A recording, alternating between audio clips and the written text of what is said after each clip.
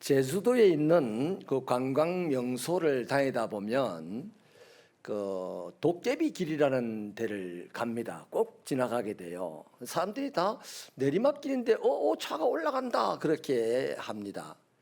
착시 현상이죠. 주변의 여건들 때문에 드러난 착시 현상인데요. 이건 그냥 재미있게 흘려넘길 수 있습니다.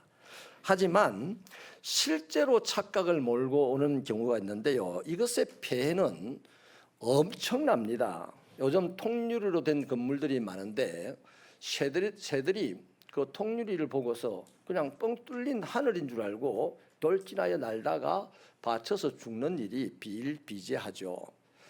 또 자동차 운전하는 분이 잠깐 아주 극단초에 잠깐 착각을 하고서 엑셀레이터를 브레이크인 줄 알고 밟았다가 어마무시한 사고가 생기는 것도 보게 됩니다. 이런 것들은 다 착각이 몰고 오는 비극입니다.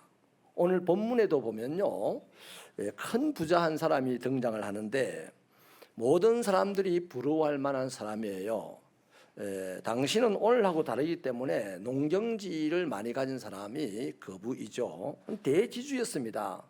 엄청난 영토를 소유하고 거기서 소출도 많이 나왔습니다. 농사를 잘 지었던가 봅니다. 또 얼마나 수출이 많았던지 쌓아둘 때도 모자랄 정도였습니다. 그래서 재물을 모으는데도 굉장한 능력이 있는 것 같습니다. 그렇다고 이분이 어디 가서 사기를 쳤거나 그러지는 않아요. 그래서 자기가 힘써 수고한 농작물이 많아서 그것을 모아둘 창고를 더 정축한 그런 사람입니다. 또 창고 안에도 가득하게 수확물들을 저장을 하죠. 그리고는 한가롭게 이제 인생을 즐길 계획들도 잘 짜놓았습니다. 요즘식으로 말해보자면요, 사업을 해서 돈을 엄청나게 벌었어요. 통장에 돈이 너무너무 많습니다. 매일같이 풍성풍성 써도 계속 있습니다. 노후가 아주 완벽하게 자기 노후를 설계를 해 두었습니다. 집도 몇 채 사두었더니 그게 엄청나게 값이 올라가 가지고 집만 해도 감당할 수 없을 만큼 큰 돈이 되었습니다. 이제 남은 것은 건강관리나 잘하고 해외여행이나 매달 다니면서 그렇게 살아도 참 충분한 삶이 있습니다. 간혹 그런 분들이 있어요. 그런 케이스예요. 여러분, 이 정도로 성공한다는 것은 쉽지가 않습니다. 자, 이런 사람들을 세상 사람들은 성공한 부자라 그러죠. 근데 예수님은 이 사람을 어리석은 사람이라 그럽니다. 부자라고 안 그래요. 성공했다고 안 하고요. 그냥 어리석은 사람이다. 세상은 성공한 부자라고 하고 예수님은 어리석은 사람이라고 합니다. 자, 그러면서 이 어리석은 사람에 대한 얘기를 비유로 쭉 들려주면서 인생을 실패했다 이렇게 정리를 하죠. 왜 그렇습니까? 착각을 했기 때문입니다. 이 사람이 유대인이고 거부가 되었고 했으니까 사람들은 하나님의 축복을 많이 받았다고 생각을 했을 거고 자기도 하나님의 축복을 많이 받았다고 생각을 했겠습니다. 이 사람도 틀림없이 하나님이 있는 사람이었어요. 영혼에 대한 얘기를 하는 걸 보면 하나님은 있어요, 이 사람에게도. 그런데 이 사람을 예수님은 어리석은 사람이라고 평가한 데는 이 사람이 삶이 착각으로 살았다고 판단할 수밖에 없습니다. 그래서 이 사람이 여러 가지 착각한 내용들이 있지만 대체적으로 세 가지를 구별해서 말씀을 드리면, 첫째로 이 사람은요, 자기 인생이 자기 마음대로 될 줄 착각했습니다. 본문에 가장 많이 나오는 단어가 있는데 17절부터 19절에 보면 내가라고 하는 단어가 있고 나의 내라는 단어가 있습니다. 세 번씩 나와요. 근데 이게 영어 성경 NIV에서 번역을 하기로는 내가를 6번을 번역했고 나의로 5번을 번역을 하고 있습니다. 그러니까 이 사람은 틀림없이 자기 인생을 자기 마음대로 될 줄로 알았던 사람이죠. 자신이 계획하고 자신이 노력하면 반드시 자기가 원하는 바가 이루어지는 것이라고 생각을 했던 사람입니다. 지금까지 성공을 했기 때문에 얼마든지 그렇게 되리라고 생각을 할 수 있어요. 그러나 그게 착각이라는 것입니다. 여러분, 내 인생이 내 마음대로 된다는 것이 기정사실이라면 이 세상에 실패할 사람은 다 한 명도 없어요. 자기가 생각하고 자기가 계획한 대로 다 되는데 뭐 한다고 실패라는 단어가 있습니까? 대부분의 사람들이 실패를 밥 먹듯이 하는 이유는 내 마음대로 안 되기 때문이거든요. 그런데 이 사람은 자기 마음대로 된다고 생각했으니 그것이 착각이라는 거죠. 더더군다나 하나님의 존재를 인정하고 살아가는 사람이면서도 내 마음대로 된다고 생각하고 살았다는 것, 이 어마무시한 착각이기 때문에 예수님은 어리석은 사람이다 이렇게 평가를 한 것입니다. 여러분, 생각을 한번 해보십시다. 내가 내 인생을 내 마음대로 주장한다면 내가 내를 잘 알 겁니다. 그런데 우리는 내 속을 아는 사람이 한 명도 없어요. 내 몸속도 몰라요. 여러분, 어떤 분은 참 부자라서 6개월마다 건강이 신경이 있어서 6개월마다 종합검진을 아주 세밀하게 보는데 느닷없이 중병에 걸리는 분이 있어요. 아무리 애를 써도 중병에 걸리는 거죠. 그 내 인생이라면 1년 후, 10년 후는 물론이고요. 자기 인생인데도 불구하고 내 내일도 몰라요. 여러분의 신발을 내일 다시 신을 것이라고 자기 마음대로 신을 것이라고 장담하는 사람이 누가 있습니까? 솔직히 몰라요, 그건. 그러니까 내일 다시 신발을 신을 때 감사하기를 바랍니다. 그래서 잠언 27장 1절은요. 너는 내일 일을 자랑하지 마라 이렇게 말합니다. 하루 동안에도 무슨 일이 일어날지 모르기 때문이죠.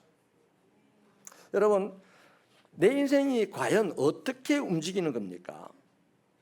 내가 사는 것 같지만 내가 사는 것이 아니고 그리스도인은 특히 내 안에 사시는 예수 그리스도를 믿는 믿음으로 사는 거예요. 내 인생 내가 주장하는 것이 아니고 예수님이 주장하는 겁니다. 그래서 시편 127편 1절로 2절은요. 여호와께서 집을 세우지 아니하시면 집 짓는 자의 수고가 헛되고 여호와께서 지키지 아니하시면 밤을 새워서 집을 지키는 성을 지키는 것도 헛되다 그럽니다. 여러분, 그뿐이 아니에요. 사무엘상 2장 6절 7절에 보면 하나님은 사람을 죽이기도 하시고 살리기도 하시고 엄부에 내리기도 하시고 올리기도 하시고 여호와는 사람을 가난하기도 하시고 부하게도 하신다고 합니다. 낮추기도 하시고 높이시기도 한답니다. 내가 높아지기를 원하지만 하나님 나를 낮출 때가 있어요. 내가 부자가 되기를 원하지만 하나님 나를 가난하게도 만드실 수 있어요. 뭐 나를 가난하게 한 게 마귀가 가난하게 했을까요? 마귀는 우리를 가난하게 할 재주도 없어요. 아멘이십니까? 모든 생사화복을 주장하시는 이는 하나님이십니다. 그래서 시편 37편 5절은요. 내 길을 여호와께 맡기라. 그를 의지하면 그가 이루신다라고 말합니다. 그 하나님의 사람, 지혜로운 사람은 자기를 하나님께 맡겨요. 또 잠언 16장 3절은 너의 행사를 여호와께 맡겨라. 그러면 그가 너를 경영하는 것을 이룰 것이다 라고 말합니다. 이 정도 말했으면 내 인생 내가 내 마음대로 사는 거 아니고 내 마음대로 계획하고 내 마음대로 주장하는 거 아닌 게 분명하죠. 우리가 믿음 있는 사람이라면 내 인생을 하나님께 맡겨야 돼요. 내 계획도 하나님께 맡겨야 돼요. 할렐루야. 내 밥 떠는 숟가락도 하나님께 맡기는 사람, 밥을 먹다가 흘릴 때에도 원망하지 않습니다. 아니, 내 숟가락에 밥이 없어도 원망하지 않습니다. 하나님께 맡겼기 때문에. 뭐 까짓거 뭐 하루 금식하지 뭐 하고 살면 다음날 하나님의 은혜로 많은 것을 먹고도 남고 남에게 나누어주는 축복이 있을 줄 믿습니다. 이 맛을 봐야지. 맛을 봐야 맛을 아는 겁니다. 그 다음 말은 뭐예요? 농심 새우깡. 새우깡 맛보지도 않고 그게 뭐 농심이다 혜태다 싸우는 사람 많아요. 그런데 맛을 보면 알아요. 두 번째는요, 이 부자는 육신만 즐거우면 행복할 것이라고 착각을 했습니다. 내 육신이 즐거우면 행복하다 이렇게 착각을 했어요. 우리 19절을 한번 더 읽어주실래요? 시작.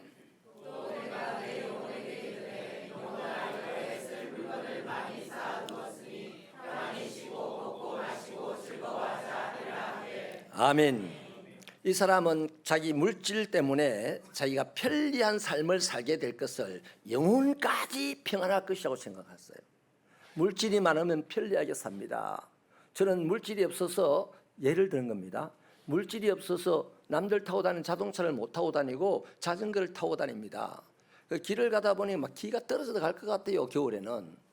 근데 어떤 사람은 물질이 많아서 요즘 제네시스 G90을 타고 다닙니다. 아주 편리하죠. 음악도 들으며 다니고 겨울인데도 더워가지고 막 히터 틀고 그냥 소대라시 입고 다니고 막 이러잖아요. 물질은 우리를 그렇게 편리하게는 합니다. 그러나 자기 영혼을 행복하게 하는 건 아니에요. 그렇지 않습니까? 그래서 이게 착각이라는 거죠. 돈으로 금을 사서 금 침대를 만들 수는 있지만은 무슨 돈으로 잠을 살 수가 있습니까? 금 침대에서 자는 사람 막 불면증에 시달려서 약을 30알씩 먹고 막 이런 사람도 있어요. 그러다 약물 과다복용으로 죽어. 가난한 사람이 약물 과다복용으로 죽는 사람 별로 없어요. 가끔 있어. 그런데 엄청난 부자들이 약물 과다복용으로 죽는 사람은 수두룩해. 여러분, 부자라고 영원히 행복한 거 아니다 이 말이죠. 믿으시면 아멘입니다. 절대로 소유가 많다고 해서 내 영혼이 평안한 건 아니에요. 여러분, 세상 것으로 육체를 만족시킬 수 있겠지만은 내 영혼은 세상에 있는 것으로 결단코 만족시킬 수 없습니다. 그러므로 저와 여러분이 고백하기를 요한3서 1장에 있는 말씀대로 내 영혼이 잘되고 강건할 때에 내 만사가 형통한 거 맞아요? 그러므로 육체의 것을 가지고 세상의 것을 가지고 육체 만족시켜 놓고 영혼도 만족하리라, 엄청난 착각인 거죠. 여러분, 그냥 착시 현상으로 착각을 한 겁니다. 여러분, 제발 부탁하는데요, 가난하다고 부자를 부러워하지 마세요. 여러분이 훨씬 더 훌륭한 사람입니다. 훌륭할 가능성이 많아요. 또 특별히 이건 진짜입니다. 하나님이 더 여러분과 가까이 합니다. 복권에 당첨된 억만장자들 보십시오. 한결같이 파산합니다. 제명에 다 못 살아요. 엄청난 비극 속에 빠지는 것을 우리는 뉴스를 통해서 매일같이 보잖아요. 실제로 그건 우리도 경험합니다. 복권을 사가지고 수십억 부자가 된 사람이 파산하고 멸망의 길에 가는 것을 뉴스로 보지만 우리도 비슷한 경험을 해요. 20평짜리 아파트를 사서 35평짜리 새 아파트로 쫙 이사를 했는데 무슨 걱정합니까? 새집 정원을 걱정가지고 잠 못 자고 애를 씁니다. 똑같은 경험이에요. 사이즈가 작을 뿐이지. 여러분, 세상 권세 아무리 많이 가져도 그 사람이 승진을 또 하고 매달 승진을 해도 그 사람 영원히 행복한 거 아니에요. 괜히 기분은 좀 좋지만은 기분 좋은 거 가지고 내 영혼이 평안하고 내 영혼이 행복한 거 아니라 이 말이죠. 내 영혼의 평안과 내 영혼의 즐거움은요, 반드시 딱 한 분 하나님께로부터 옵니다. 그래서 찬송가의 평화 하늘에서 내려온다 하지 않습니까? 그러므로 이 영혼의 평안을 맛보지 못하고 영혼의 행복을 맛보지 못하는 사람이 이 세상에서는 그냥 어리석은 사람이에요. 그러니까 하나님을 내 영혼에 모시면 하나님의 아들 예수님이 내 마음에서 나의 삶을 주장하게 될 것이고, 그래서 그 사람은 하나님 나라에까지 가게 될 것입니다. 그러나 그것도 중요하지만 이 삶의 육체의 삶의 현장에서도 이미 내가 예수님을 모시고 사는 순간부터 우리는 내 마음속에 천국의 기쁨과 평안을 누리기 시작합니다. 맛보기 시작합니다. 천국 맛을 미리 보며 살아가는 것이죠. 우리가 이렇게 모여서 신앙생활을 하는 것은 천국 생활, 천국의 맛을 보고 있는 겁니다. 여러분, 성도가 그래서 어려운 역경 가운데서도요, 고난이 많이 닥쳐와도 감사합니다. 우리는 장례식을 할 때도요, 장례식장에서도 우리 아버지 하나님이여 감사합니다 이래. 그렇잖아요. 그 왜 그렇습니까? 영혼의 평화, 영혼의 즐거움은 하나님께로부터만 오기 때문에 어떤 상황에서도 하나님의 이름을 부를 수 있다는 것이 감사할 내용이다. 그래서 이런 찬송도 있지 않습니까? 내 영혼이 은총 입어 중환제짐 벗고 보니 슬픔 많은 이 세상도 천국으로 하도다. 세상 사람들은 영혼이 건강하지 못한 사람은 슬픔이 많이 오면 목을 매달아 버려.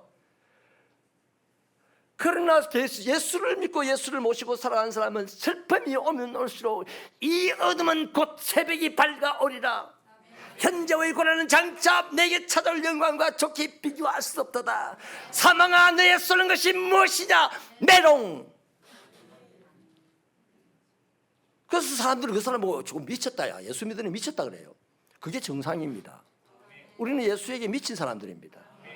여러분, 연인이 남녀 간의 사랑에 빠지게 되면 결혼하기 전에 뭔 소리를 듣습니까? 저것들이 미쳤다 그래요. 그 빠졌다는 얘기입니다. 사랑하는 여러분, 그러므로 우리는 이렇게 말할 수 있습니다.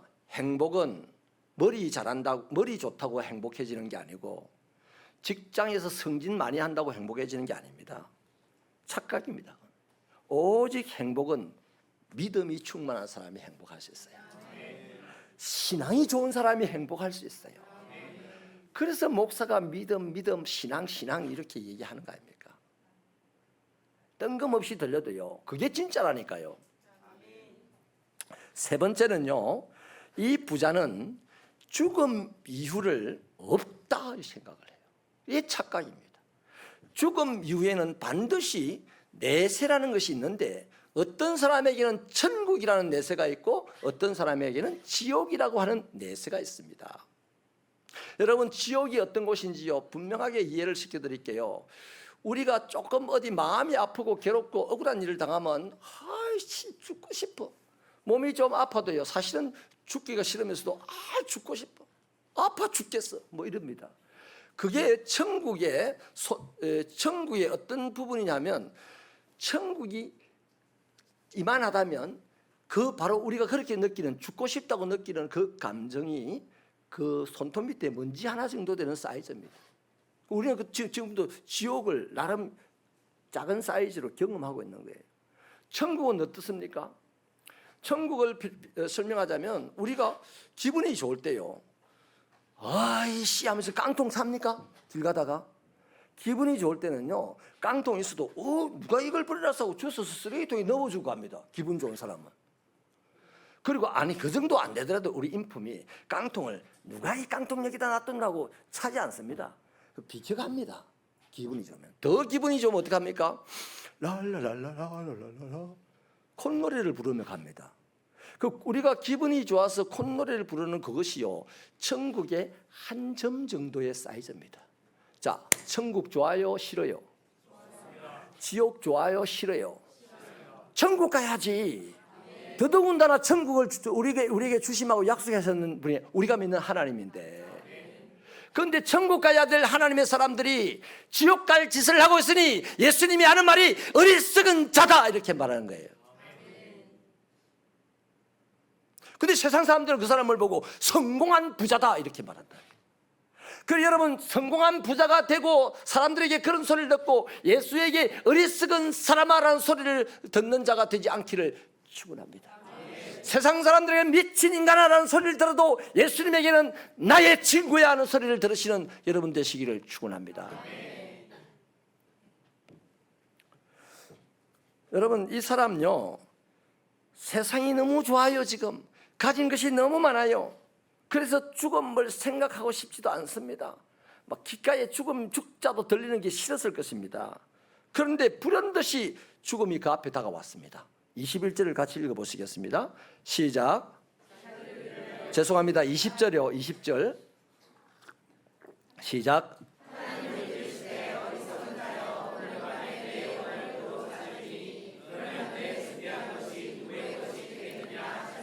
아멘.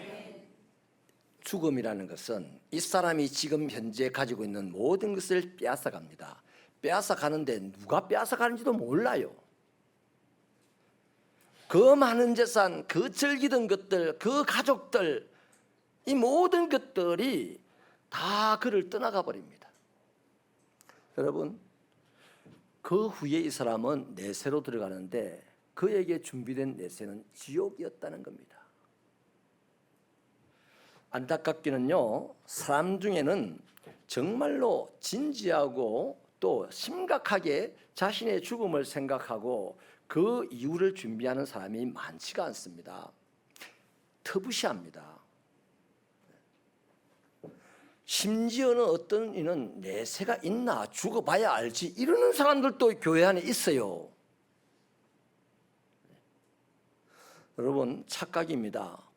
꼭 명심하시기를 바랍니다. 반드시 죽음이 있고 그 이후에는 심판이 있어요. 육신은 흙에서 왔기 때문에 흙으로 돌아가고 영혼은 하나님께로부터 왔기 때문에 심판을 받고 내세로 들어갑니다. 그리고 그래서 언젠가 마지막 날 예수님이 재림하시는 날 모두가 부활해서 그분 앞에서 마지막 심판을 받게 되고 영원한 지옥 가든지 영원한 천국 가든지 할 텐데 육신이 죽어도 그러한 곳으로 간다 이 말입니다.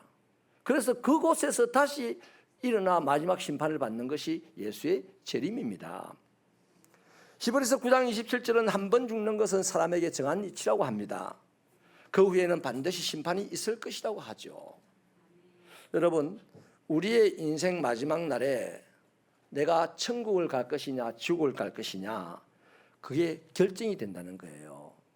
그러니 우리는 엄한 생활을 하다가 천국 가야 될 길을 놓치지 않게 되기를 바랍니다. 대비해야 된다는 거죠.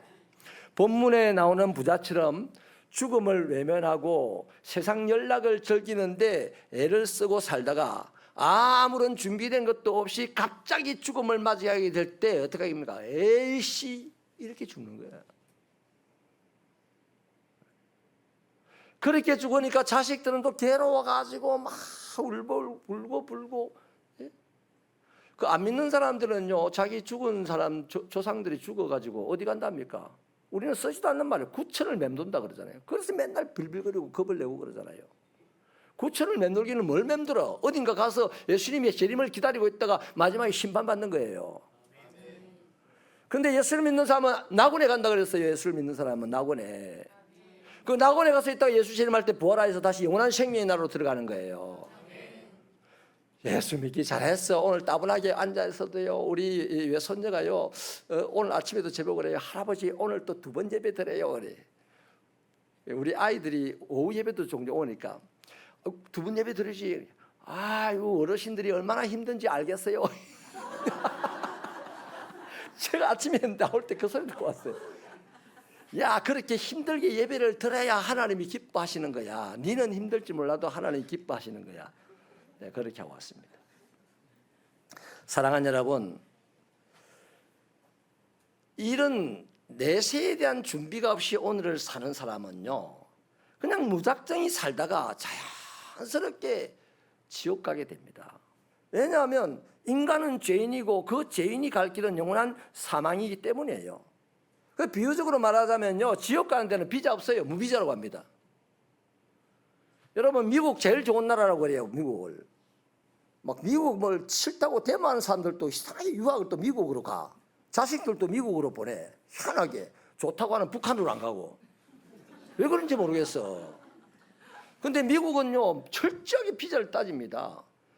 비자 발급을 받을 때요 질문을 한 번 뺐다가게 하면 3년 동안 비자 발급 안 해줍니다. 대사관에서. 왜 그럴까요? 그 좋은 나라에 갈 때 안 좋은 나라에서 좋은 나라에 가면요 안 좋은 나라에 있는 사람들이 막 미리국 해가지고 그냥 거기 눌러 앉아 살까 봐가지고 막 법적으로 굉장히 골치 아픈 문제 있으니까 미리부터 방어망을 치는 게 비자거든요. 근데 지옥은요 환영합니다. 넓은 문을 만들어 놓고 넓은 길을 만들어 놓고 막 아무나 오세요 하고 지금 지옥은 기다리고 비자도 안 된대. 그냥 오래. 그 어리석은 사람은 그 길 간단 말이에요. 준비 안 하고 있다 간단 말이에요. 그런데 천국은요 반드시 비자 없이는 못 가요. 미국 가는 비자보다 더 힘들어요. 예수 이름이 비자인 줄 믿습니다. 우리의 믿음이 비자인 줄로 믿습니다. 그래서 여러분 우리가 예수 이름을 믿고 예수 이름을 내 안에 모시고 살아가면 천국 직인을 찍어주는 거예요. 천국 비자를 발급해 준다 이 말이에요. 그 비자 잘 간수하고 아름답게 갖고 와야 되지. 비자 아무데 끼고 다니다가 어디 가서 뭐 화장실에서 급하다고 찢어서 쓰고 이러면 됩니까? 안 되잖아요. 그게 놨다가 뭐 버려보면 됩니까? 안 되잖아요. 정말 잘 보관을 해야 되잖아요. 저와 여러분의 예수님을 우리 마음속에 잘 보관하시기를 바랍니다. 아름답게 보관하시기를 바랍니다. 우리의 마음을 아름답게 만드셔서 예수님이 우리 안에 자리 잡고 계신 것이 불편하지 않도록 해주는 신앙생활 되시기를 축원합니다. 이런 말이 있어요. 착각은 자유다. 맞아요. 자유예요. 그러나 그 책임은 져야 됩니다. 영적인 착각도 자유입니다. 그러나 지옥을 가든 천국을 가든 책임져야 됩니다. 본인이 책임져야 돼요. 여러분, 이 부자는 가장 중요한 인생의 문제를 착각으로 실패해 버렸다는 겁니다. 저와 여러분은 이런 착각 절대로 하면 안 됩니다. 우리도 이 사람과 동일하게 하나님을 아버지라고 믿는 사람입니다. 하나님의 자녀입니다. 이 사람과 동일하게 이 땅을 살아가게 넉넉하도록 이 축복을 받는 사람들입니다. 그런데 착각을 해서 하나님과 등지고 살게 되지 않기를 축원합니다.